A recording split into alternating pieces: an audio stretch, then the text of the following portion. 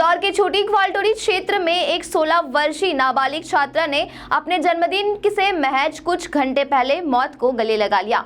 छात्रा अपने जन्मदिन पर नए कपड़े खरीदने के लिए पिता से 5,000 रुपए की मांग कर रही थी, लेकिन आर्थिक तंगी के चलते पिता द्वारा कम पैसे दिए जाने से वह नाराज थी। पुलिस के अनुसार वंशिका पिता मिश्रीलाल बरोले कक्षा 11वीं की छात्रा थी। उसका गुरुवार को जन्मदिन था। अपने इस खास दिन के लिए वह नए कपड़े खरीदना चाहती थी, जिसके लिए उसने बुधवार को अपने पिता से 5,000 रुपए मांगे थे। वंशिका के पिता पेशे से ऑटो मैकेनिक है और परिवार की आर्थिक स्थिति बहुत मजबूत नहीं है। उन्होंने अपनी असमर्थता जताते हुए वंशिका को 3,000 रुपए दिए और कहा कि फिलहाल उनके पास इतने ही पैसे हैं।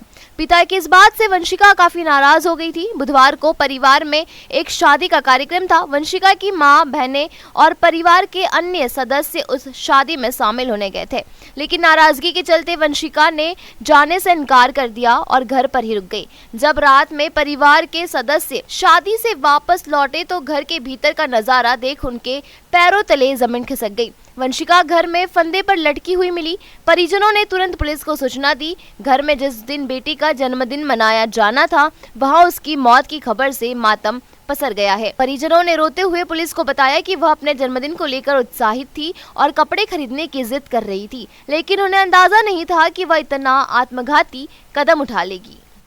ये 16 वर्षीय युवती ने कल देर रात्रि लगभग 2 से 3 के बीच में घर में अकेले होते हुए फांसी लगा ली थी, जिस पर से सारे परिजन जो हैं वो किसी पारिवारिक शादी विवाह में गए थे और बच्ची विवाह में ना जाते हुए घर में ही अकेली थी। जब परिजन सुबह पहुंचे तो उन्होंने देखा कि घर का दरवाजा तो अंदर से बंद है, पर जब कई बार खटखटाने के उपरांत भी उसका रूम का दरवाजा नहीं खुला तो फिर वो तोड़ के अंदर पहुंचे, जिस पर से पता चला कि बच्ची के द्वारा फांसी कारित कर ली गई है।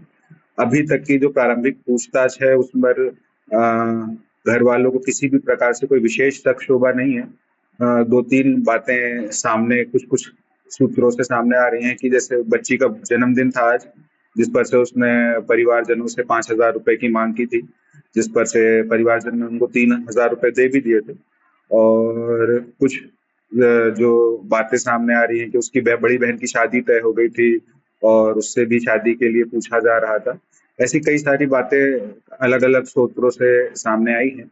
अभी क्योंकि घटना आज ही रात्रि की है, इस वजह से उसमें अग्रिम जो भी पूछताछ होगी परिजनों से, मित्रजनों से और जो आस पड़ोसी हैं, उसके बाद निष्कर्ष पर पहुंचा जाएगा। हर पहलू पे इस पर जांच की जाएगी। प्रथम दृष्टया मर्ग पाए जाने पे 194 BNSS में मामला पंजीबद्ध कर लिया गया है।